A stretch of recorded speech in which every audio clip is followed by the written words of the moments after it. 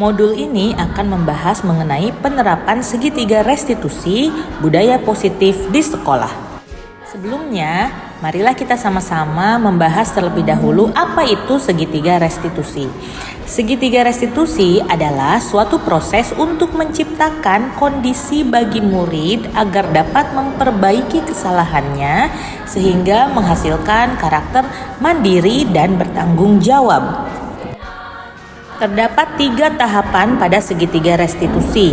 Yang pertama adalah menstabilkan identitas dengan memunculkan pertanyaan atau statement seperti kamu bukan satu-satunya yang pernah melakukan ini, atau setiap orang pasti pernah melakukan kesalahan. Tahapan selanjutnya yaitu validasi tindakan yang salah. Pada tahapan ini, kita dapat memberikan statement seperti kamu tentu punya alasan mengapa melakukan itu, atau adakah cara yang lebih efektif untuk mendapatkan apa yang kamu butuhkan. Tahapan selanjutnya adalah menanyakan keyakinan. Pertanyaan ini bisa diberikan berupa keyakinan kelas apa yang telah kita sepakati, atau kamu ingin menjadi orang yang seperti apa. Berdasarkan segitiga restitusi, pada tahap menstabilkan identitas berdasarkan kepada prinsip membuat kesalahan adalah bagian dari proses pembelajaran. Setelah itu, apabila telah dilalui, maka dapat menggeser identitas gagal ke identitas sukses. Sedangkan tahapan validasi tindakan yang salah berdasarkan pada prinsip setiap perilaku merupakan suatu upaya untuk memenuhi kebutuhan tertentu. Tindakan guru bergeser dari pemikiran stimulus respon menjadi proaktif. Hal ini akan berpengaruh kepada guru untuk mengenali dan mengakui kebutuhan murid untuk memperbaiki hubungannya dengan murid.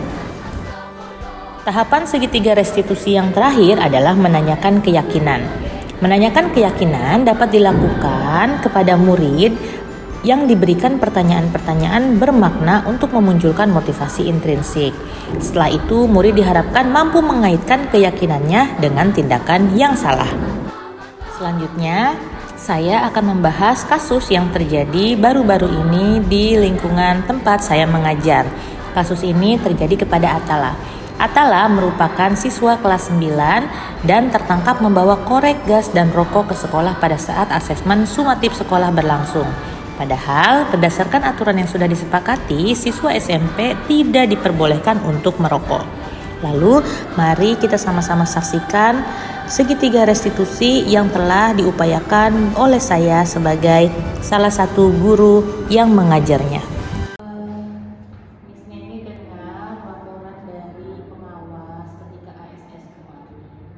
Bahwa ditemukan gas dan rokok di tas.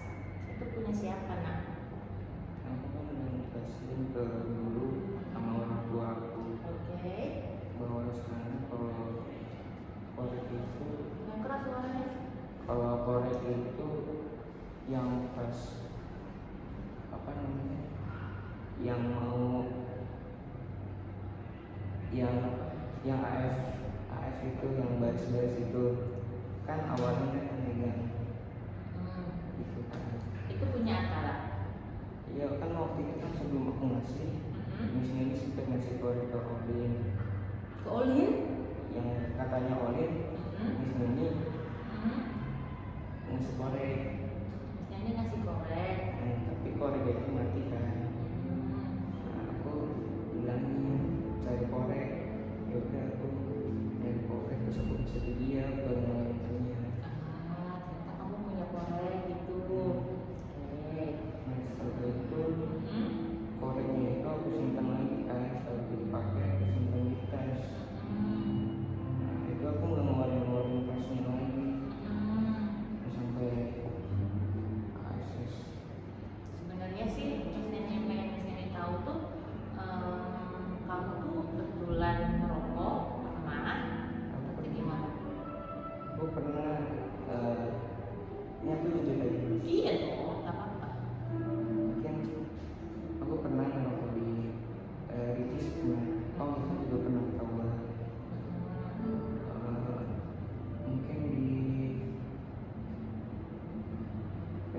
terus sama di warung, mungkin di warung. Di warung juga. Dari kelas berapa udah mulai nyobain rokok? Aku dari awal kelas 9. Oh gitu. Tapi kenapa sih kok pengen gitu nyobain rokok? Gara-gara apa? Awal sih aku penasaran sama apa sih manfaatnya. Iya memang kita sukanya penasaran sih. Terus habis penasaran coba. Habis penasaran aku nyoba. Habis nyoba Enak ternyata. aku awalnya masih batuk gitu. Oke terus? Awalnya aku mikir kalau rokok itu ngabisin duit kan, ngabisin merusak badan juga. Akhirnya sempet pertengahan tuh aku tuh nggak terlalu ngerokok. Nah pas mulai semester 2 aku mulai kecanduan, bukan kecanduan sih, mungkin kayak seminggu mungkin bisa 3 kali. Dengan resmi, kamu bukan satu-satunya orang yang pernah melakukan ini, bukan satu-satunya siswa di Indonesia, di dunia yang pernah melakukan ini. Tapi tadi misalnya dengar kamu bilang bahwa merokok itu selain menghabiskan uang juga merusak tubuh. Apa yang dirusak dari rokok menurut pengetahuan kamu? Mungkin bisa dari paru-paru, dari pernapasan. Terus dengan adanya rokok itu bisa menimbulkan penyakit. Nah itu udah tahu. Sekarang kamu umurnya berapa? 15. 15 tahun. Udah bisa cari uang sendiri belum? Belum. Belum. Sekarang kasih tahu misalnya nih alasan kamu untuk terus merokok itu apa? Kamu pasti punya alasan tersendiri melakukan itu kan? Apa kira-kira? Padahal kamu udah tahu nih ternyata rokok tuh sebenarnya nggak baik buat tubuh kamu kan? Mungkin kalau rokok tuh mungkin kayak tiba-tiba pengen gitu. Awal sih kayak setelah udah habis itu aku kayak mau berhenti tapi nggak bisa gitu. Akhirnya kecanduan gitu. Tapi mulai karena sempat tahun kemarin itu aku mulai mengurangi, mungkin kayak udah nggak kayak gitu lagi. Aku kayak berusaha karena aku tahu risikonya, tahu menjauh. Tapi ada momen nggak sih nak yang bikin kamu jadi pengen ngerokok gitu? Misalnya apa lagi momen sedih atau lagi momen kumpul sama teman-teman? Coba lagi apa itu? Misal kalau lagi ngumpul teman-teman.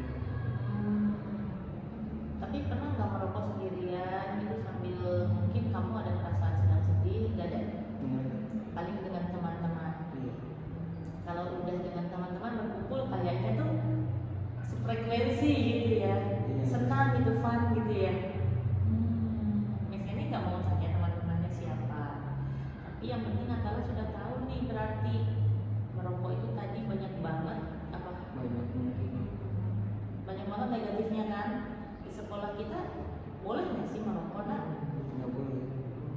Justru semua sekolah nggak boleh. Terus semua sekolah belum memperbolehkan, tidak bahkan memperbolehkan ya nak ya. Iya. Siswanya merokok. Sepakat nggak kamu dengan pendapat itu, peraturan itu? Sepakat. Kenapa kok sepakat? Karena nggak mau kayak nggak pengen kalau generasi kita tuh jadi jelek. Betul. Atala mau nggak sih kamu pengen sekolah itu kayak gimana sih, ngasih peraturannya sebetulnya? Yang sekolah yang seperti apa? Mungkin nanti kalau jadi kepala sekolah bakal jadi peraturannya Gimana? boleh gondrong. Boleh gondrong. Boleh.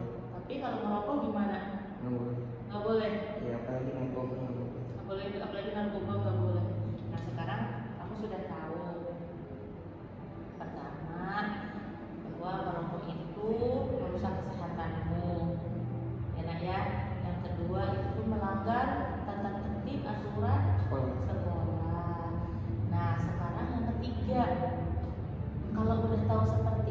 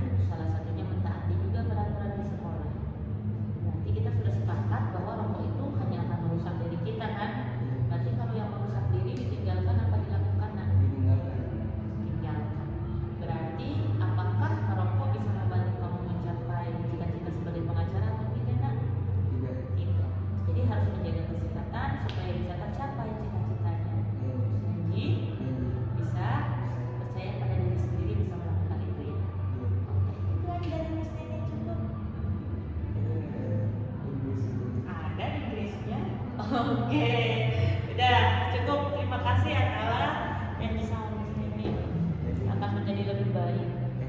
Enji, pas dulu. Dah, boleh meninggalkan ruangan. Kayak Inggris gitu. Inggrisnya ada, udah bisa diperiksa nilainya. Aduh nanti Kenapa? UN aku jelek. Enggak, berdoa nggak sih? Disuruh berdoa Disuruh berdoa sama siapa? sama ibu. Apa kata ibu? Karena kejadian kemarin aku disuruh lebih sering sholat. Sekarang kerjain ya beberapa soal. Kasus yang kedua merupakan kasus Dava. Dava adalah siswa kelas 9 SMP yang berusia 15 tahun. Ia mengendarai motor ke sekolah, padahal ia tahu belum saatnya untuk mengendarai motor karena belum memiliki SIM.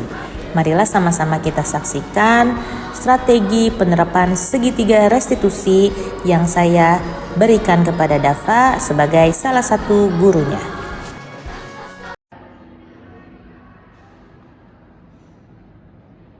Bukan di rumah itu.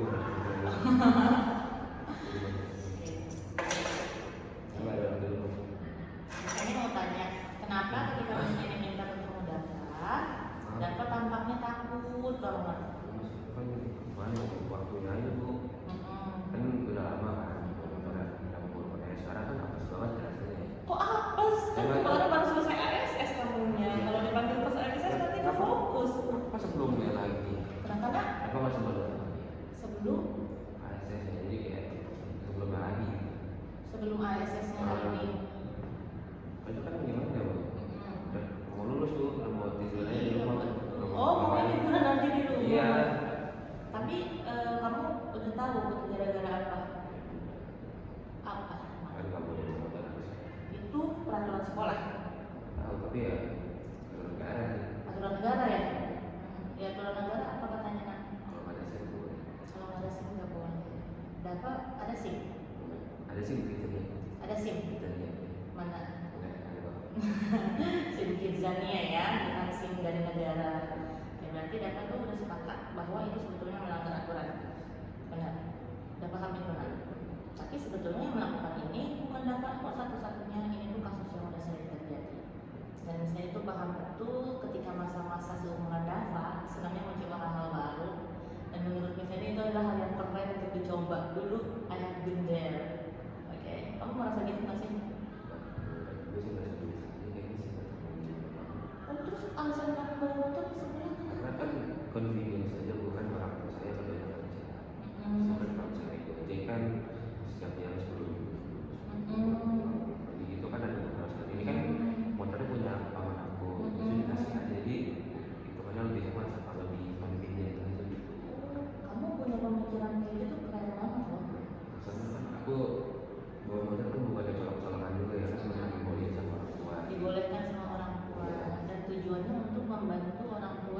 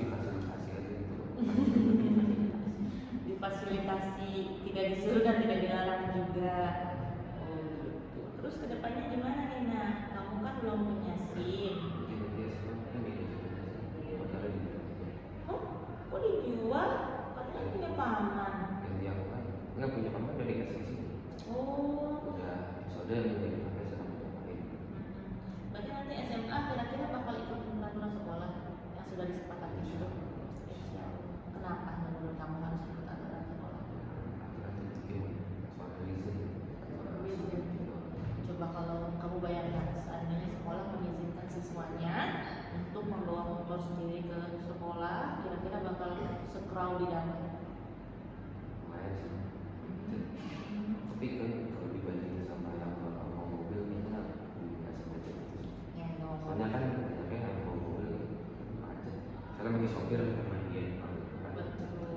Kalau motor sendiri kayaknya mungkin bisa mengurangi macet. Oh, berarti kamu setuju nih Nah. sekolah memperbolehkan? Bukannya setuju tapi kan itu kelihatan bukan mobil gitu. Bukannya setuju tapi mungkin tidak jadi. Gitu. Berarti kamu tuh pengennya di bayanganmu nih ya, sekolah nih, pengennya kayak gimana sih menurut? Nah, kan aku kan bawa motor juga di sekolah juga kalau misalnya bawa motor kan pakai jaket atau nggak bukan seragam sekolah jadi kayak udah tutup mata aja gitu. Oh, jadi sekolah tutup mata aja gitu. Ya banyak kan asalkan kayaknya kan pernah ada guru ngomong kalau nakal jangan bawa nama sekolah kan. Oh gitu. Jadi itu udah jadi kayak oh ini prinsipnya kayak jadi setiap kali aku berangkat sekolah pakai motor tuh pakai jaket. Habis itu pulangnya tuh agak pakai jaket lagi atau pas dalamnya dibuka pakai kaos gitu.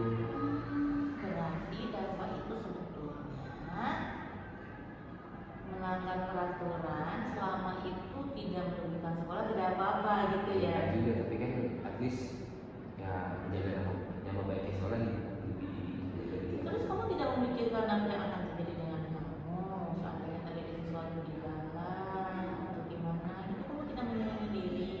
Pakai helm terus atau nggak buat jalannya jalan dalam gitu nggak jalan yang raya. Oke, nanti kalau misalnya ada pengecekan kelengkapan, surat-surat dan lain sebagainya itu gimana kira-kira? Jelas ada sih tapi apa sih nggak ada sih kalau Enggak ada SIM. Jadi kalau belum punya SIM, nggak boleh. nggak boleh. Kan melanggar ya peraturan negara, bukan sekolah. Oke. Kamu kira-kira pengen jadi orang yang seperti apa sih di masa depannya? Misalnya pengen tahu deh. Mobil Kamu pengen jadi apa di masa depan? Kamu pengen jadi orang yang seperti apa? kalau jadi apa tahu tapi pasti nggak harus juga sih bukan yang mau tapi harus sukses nggak boleh Harus menjadi orang yang sukses. harus jadi orang lain yang menjadi yang baik. Contohnya orang sukses itu di bayangan kamu seperti apa? Itu ya yang bisa berbuat baik tanpa kesusahan. Ya, misalnya dia sedekah itu tapi tanpa dia merasa nggak ada duit atau nggak dia bisa membantu orang